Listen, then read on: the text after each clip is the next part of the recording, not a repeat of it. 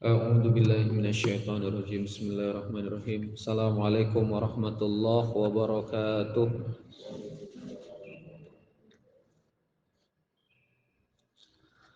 Alhamdulillahirabbil alamin.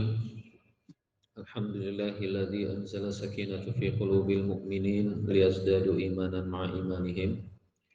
Asyhadu an la ilaha illallah wa asyhadu anna Muhammadan abduhu wa rasuluhu la nabiyya ba'dah. Allahumma salli ala sayyidina Muhammad wa ala alihi wa ashabihi wa man tabi'ahum bi ihsanin ila yaumiddin.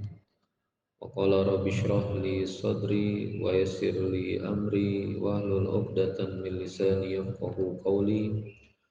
Rabbi anzilni munzalan mubarakan wa anta khairul munzilin. Sadaqallahul adzim. Alhamdulillah rabbil alamin. Semoga Allah Subhanahu wa taala memberkahi kita semua. Mari kita niatkan berdiam kita di masjid ini untuk kemudian berzikir kepada Allah, ya, menambah keimanan kita. Salah satu perangkat agar kemudian makin dekat dengan Allah adalah ilmu, ya. Jadi mudah-mudahan kita sama-sama meniatkan mendapat ilmu yang bermanfaat agar kemudian kita makin taat kepada Allah Azza wa Jalla. Ya mas kalian, masih dalam tema taubat, ya, masih dalam tema taubat. Kenapa tema taubat ini penting? Akarnya surah An-Nisa ayat 79 dalam pertemuan yang lalu. Wa qala Allah Ta'ala fi kitabil karim ma asabaka min hasanatin faminallah. Apa-apa yang kemudian menyentuh kepada kehidupanmu dari yang baik-baik, ya, faminallah, maka itu semua dari Allah. Wa ma asabaka min sayyi'atin, dan apa-apa yang kemudian menyentuh kamu buruk-buruk, famin nafsika, dari diri kamu sendiri. Maka ulama salaf, generasi tabi'in, generasi para sahabat itu hanya punya satu adab. Kalau dapat yang bagus-bagus, ya, kalau dapat yang baik-baik, kalau misalnya dapat yang eh, apa? Kalau misalnya dapat yang sesuatu yang benar-benar pas sesuai dengan apa yang diinginkan, ya, dan baik dari pandangan manusia, misalnya prestasi, ya, lalu kemudian apresiasi dari manusia, harta, ya, pencapaian, apapun itu, maka adab bagi seorang mukmin adalah itu semua dikembalikan kepada Allah. Jadi sekali lagi itu semua dikembalikan kepada Allah. Maka dari itu, alhamdulillah itu adalah segala puji lillah, segala puji milik Allah.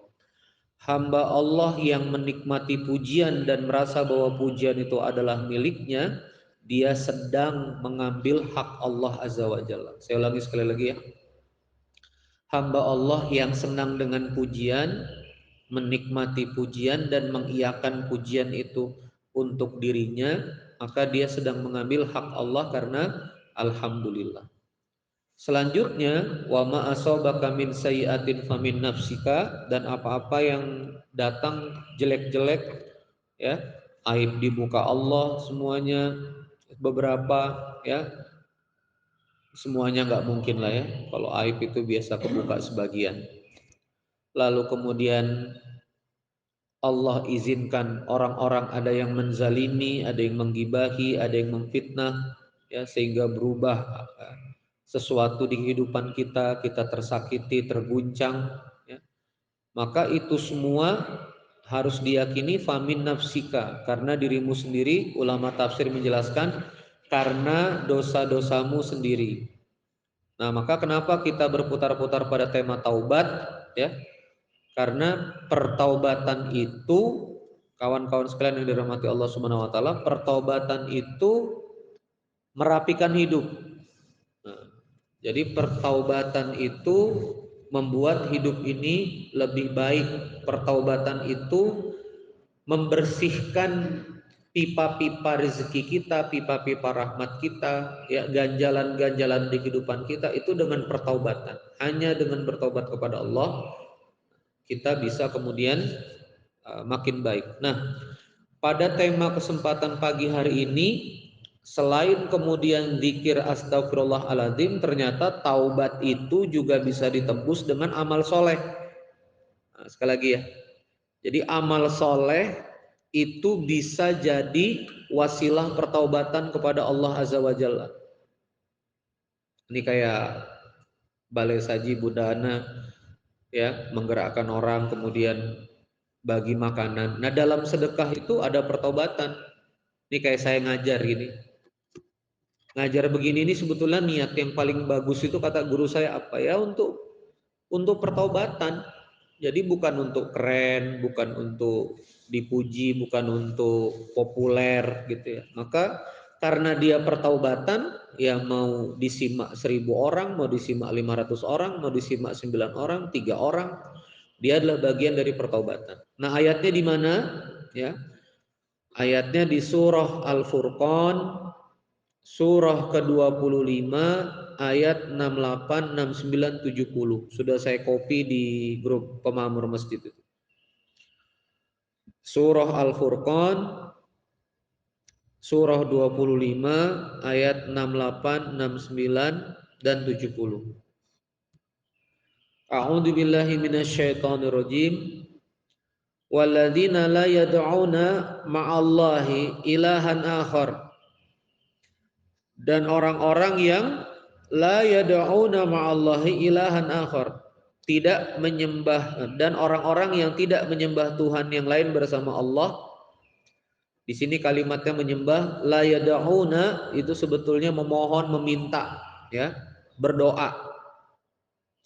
Walladzina la yad'una ma'allahi ilahan akhar, dan orang-orang yang tidak menyembah Tuhan yang lain bersama Allah. Wala yaqtuluna nafsallati haramallahu illa bilhaq, dan tidak membunuh jiwa yang diharamkan oleh Allah kecuali yang hak, yang memang boleh dibunuh, misalnya dalam peperangan atau memang kisos, ya, karena seseorang tersebut membunuh orang lain. Wala yaznun, dan juga tidak berzina. Wa may yaf'al dzalika yalqa athama, ya, yang demikian itu niscaya, dan tidak melakukan berzina, barang siapa yang melakukan yang demikian itu niscaya dia akan mendapatkan dosa, ya, yalqa athama. Ulama salaf kemudian menyebutkan, maka syirik, menyembah selain Allah, membunuh, ya, jiwa yang tidak boleh dibunuh, berzina, maka di ayat 68 ini dijelaskan 3 dosa besar, ism kabir. Ism kabir, 3 dosa besar, itu adalah ayat 68 ini. Syirik, menyembah kepada yang bukan selain Allah, ya, termasuk kalau di masyarakat kita itu pesugihan, ya, potong-potong ayam hitam, ya, tebar-tebar masukin kepala kerbau lah, bersyirikat dengan jin untuk kekayaan, bersyirikat dengan syaitan misalnya untuk perlindungan, bagian dari syirik. Berjimat-jimat, berwafak-wafak, ini hati-hati. Ini banyak, saya angkat sedikit ya, tidak mendalam, tapi nanti bisa ikuti kajiannya di Ustadz Faizar. Itu banyak wafak-wafak tulisan Arab tapi a a alif alif alif ba ba ba ba ta ta ta ta. Kayaknya Islam, tapi sebetulnya meracau jin saja, ya. Cuma bisa-bisa mantra-mantra syaitan saja. Nah, itu bagian dari syirik. Waladina la yad'una ma'allahi ilahan akhar, membunuh yang tidak boleh dibunuh itu dosa besar. Ini lagi rame kan di Indonesia, ya, tembak menembak itu. Itu tidak boleh itu. Jadi walaupun emosi segala macam, menghilangkan nyawa orang tuh dalam Islam tuh keras sekali. Dan zina, yaznun. Nah, zina ini bertemunya 2 farji, ya, 2 alat kelamin dari laki-laki dan perempuan, yang kemudian bertemunya di luar dari mahligai pernikahan, di luar dari di luar dari payung dari pernikahan, itu zina. Kalau misalnya farji laki-laki dengan laki-laki, perempuan dengan perempuan, itu lebih gila lagi. Liwat, ya, LGBT itu lebih nggak karuan lagi. Itu lebih dalam lagi dosanya. Nah, maka ini disebut dengan ism kabir. Maka di ayat 69, ya, yudha'af lahul adabu yaumal qiyamati wa yakhlud fihi muhana. Akan kami lipat gandakan azab untuknya pada hari kiamat, dan dia kekal dalam azab itu dalam keadaan hina. Jadi janji Allah pada pelaku dosa besar itu adalah dilipat gandakan azab dan hidup dalam kehinaan. Dan harus kita pahami ketika ngaji Quran, wa uzlifatil jannat, bahwa apa-apa yang nanti kita akan dapatkan di akhirat itu didekatkan down paymentnya di dunia. Saya pelan-pelan. Apa-apa yang kemudian ditakdirkan di akhirat untuk kita dapat, mau itu azab kehinaan, maka dia asap-asapnya itu akan kita rasakan di dunia. Kalau seseorang itu hidupnya dalam naungan surga Allah Azza wa Jalla, ahlul jannah, sikapnya ahlul jannah, maka di dunia dia akan merasakan nikmat ahlul jannah itu. Bukan berarti kaya raya berlimpah punya ini itu, enggak juga.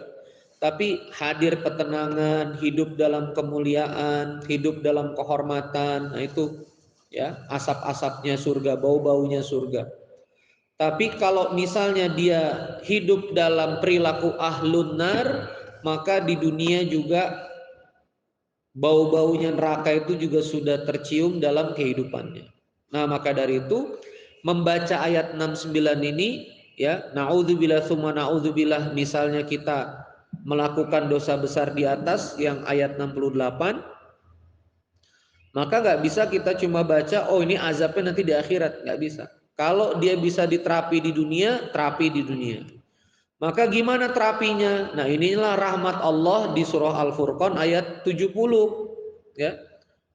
Di surah Al-Furqan ayat 70, illa man taba, kecuali yang taubat kepadaku, wa amana, dan yang beriman kepadaku, wa amila amalan soleh, dan juga beramal soleh, faulaika yubaddilullahu sayyiatihim hasanat. Nah, ini mendalam ini.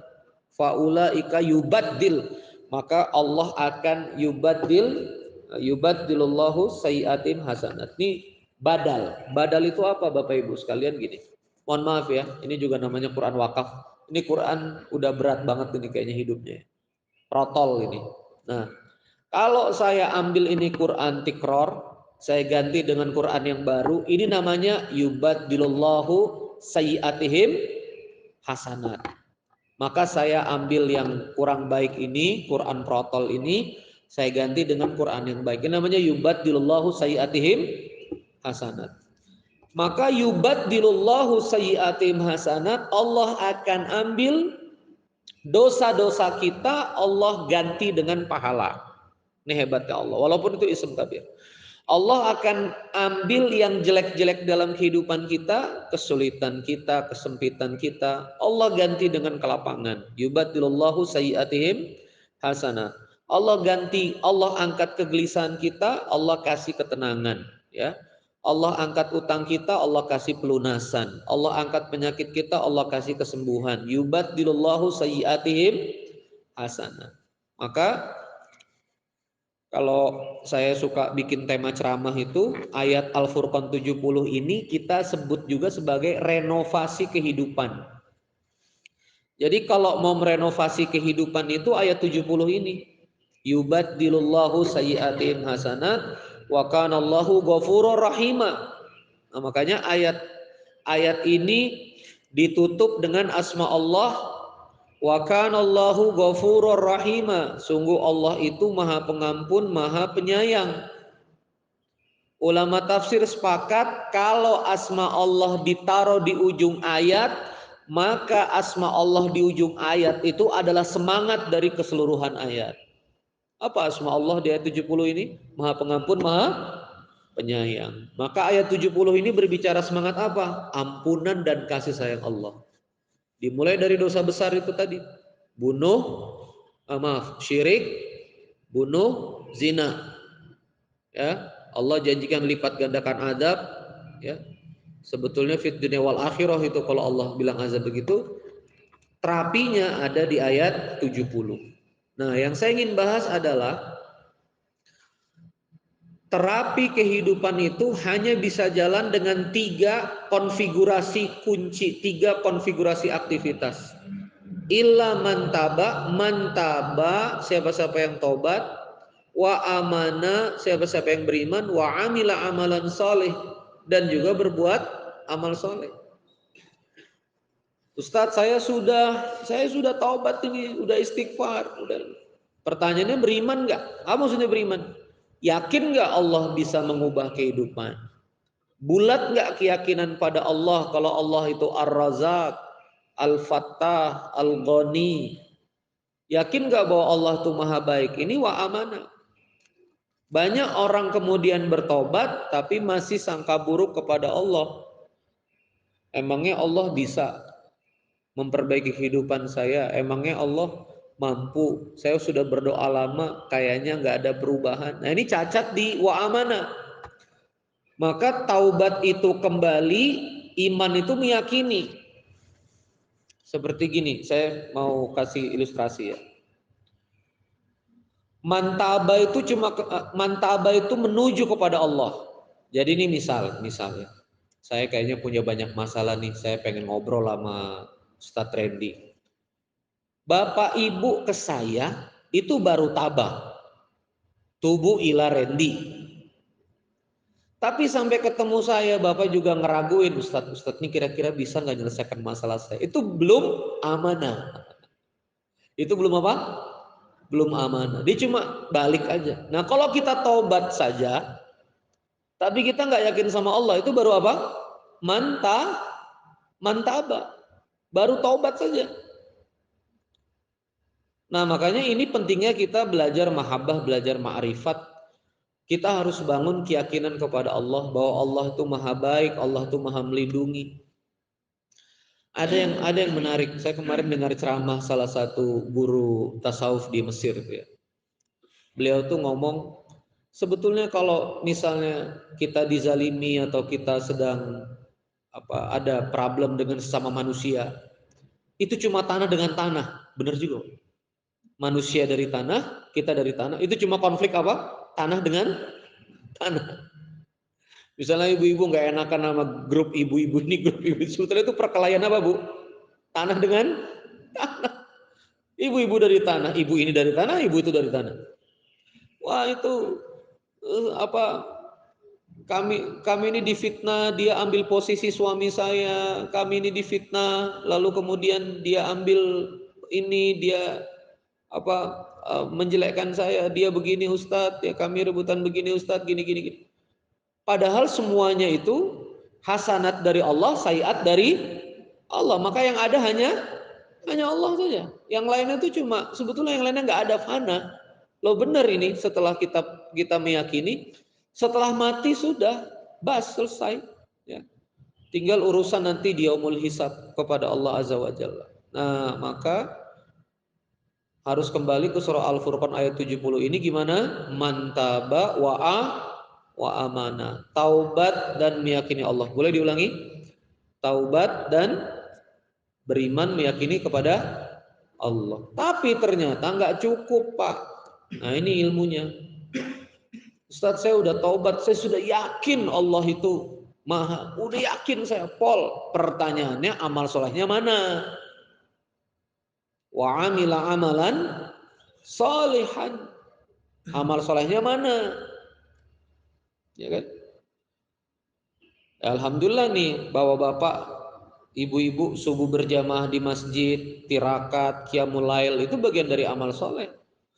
Sekarang gimana hidup mau berubah? Subuh nggak bangun, sholat 5 waktu nggak ditunaikan, Anda ditunaikan pikiran kemana-mana, hati kemana-mana, wudhu babak belur, itu baru amal pribadi.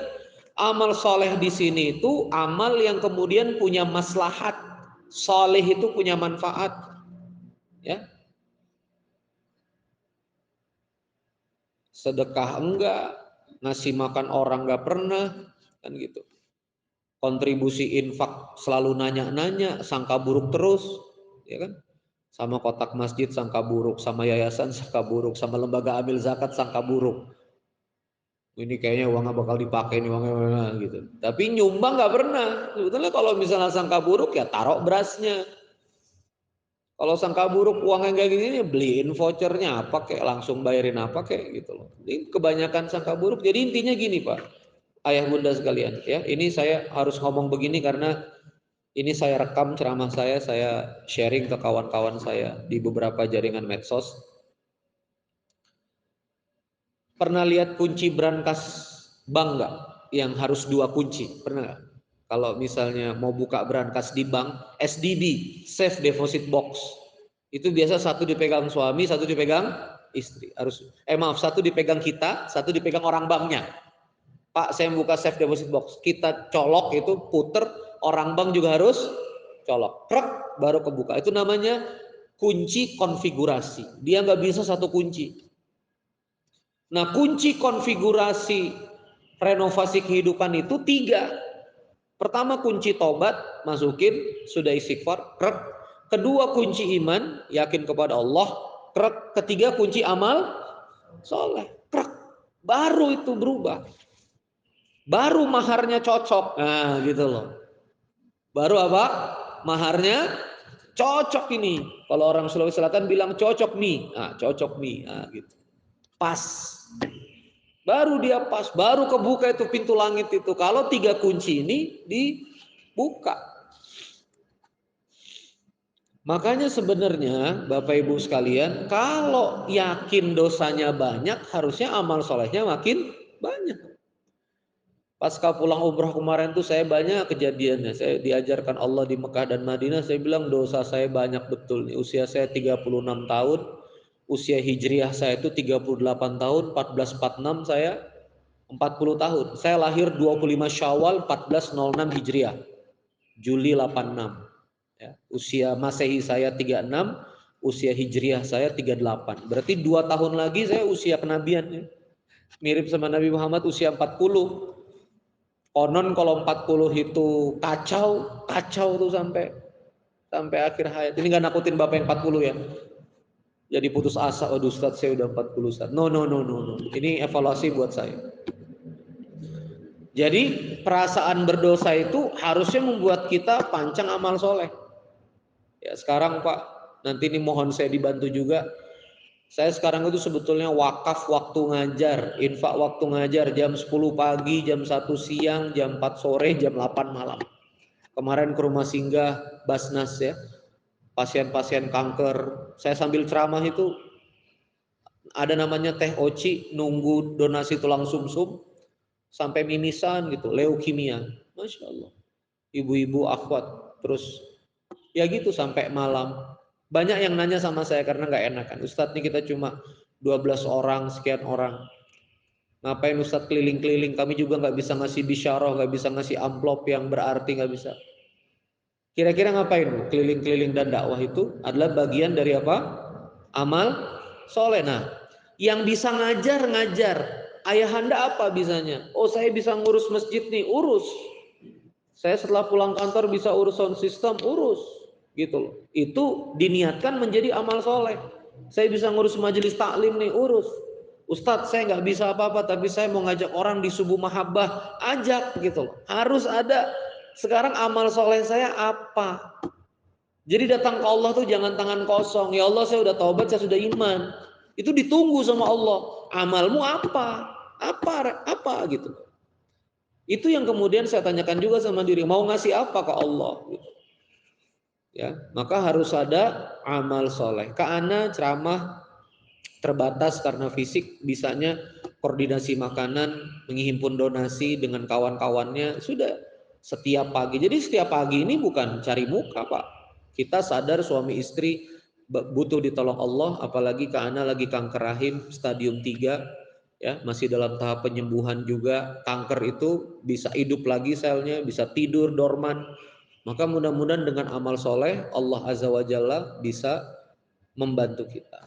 Nah, dijelaskan lagi di surah Hud. Ini lebih dahsyat lagi, surah 11, surah Hud ayat 114. Surah 11, surah Hud ayat 114. Wa qimis sholata tarafayn nahari wa zulfam minal lail. Dirikanlah salat pada kedua tepi siang, pagi dan petang, dan pada bagian permulaan malam. Innal hasanati, sungguh perbuatan-perbuatan hasanat itu yudhibna zahaba. Zahaba itu menghapus ya. Yudhibna as-sayyiat. Sungguh perbuatan-perbuatan baik itu menghapus sayyiat. Dzalika dzikra lidzakirin. Ya, itulah peringatan bagi orang-orang yang ingat. Ini udah jelas. Innal hasanati yudhibna sayyiat. Perbuatan buruk itu menghapus, perbuatan baik itu menghapus keburukan. Maka saya selalu taujih kepada anak-anak muda yang, Ustadz saya maksiat lagi, saya malu taubat. Harus dijerutin ke taubat lagi, Pak. Makanya hati-hati kalau kurang ilmu, nasehatin orang yang bermaksiat. Dosa saya ini. Terus kita dengan gagahnya bilang, wah kalkulasi aneh, dosa antum berat. Kalkulasi ini dosa antum berat, kayaknya Allah ini udah tutup pintu, ini udah gak ada harapan. Gak boleh ngomong kayak gitu tuh, ya. Karena kalau dia udah berdosa, harus misalnya dia udah mengakui dosa, dia harus dijedotin lagi, balik lagi. Ustaz saya dosa lagi, balik lagi. Karena kebaikan itu menghapus keburukan. Nah, Masya Allah, tabarakallah. Sudah 27 menit saya menyampaikan. Jadi ayah bunda, pelajaran kita taubat dalam beberapa hari ini apa? Selain taubat, beriman kepada Allah, harus ada bahasa kita teh di Sunda teh naonnya gacoannya. Gaco ya Pak, amal gaco kalau gacoan mah gacoan naon itu, gaco teh naon sih, jago Hah? Kojo kalau di Kalimantan tuh gaco. Nah, amal jagoan kita tuh apa? Abah Aris sudah tirakat nih, saya akan jaga masjid, Kak Ana kasih makan. Nah, amal kojo kita tuh apa? Ustadz, saya punya teman-teman, Ustadz saya coba bawa ke subuh ya. Saya biasa punya pengajian itu, kita ngumpulin beras, orang-orang pulang pengajian bawa beras sekilo. Saya ajak teman-teman saya, Ustadz bawa beras, bisa ya. Saya nih wakaf waktu masuk ke ganggang ya. Nggak mikir amplop, nggak mikir tarif, pokoknya udah masuk. Nah, Ustadz kayaknya bisa nih teman saya. Nah, jadi kalau nggak bisa ceramahnya, fasilitasi ceramahnya. Kalau nggak bisa berjuangnya, jadi bagian dalam perjuangan walaupun kecil. Ya, entah di masjid, entah di dakwah, entah dimanapun. Itu adalah bagian dari apa? Pertaubatan. Ya, ini di-share di grup pemakmur. WA. Siapa yang kira-kira teman bisa kita sharing, kita sharing. Jadi ada sesuatu amal soleh yang kita bawa kepada Allah Azza wa Jalla.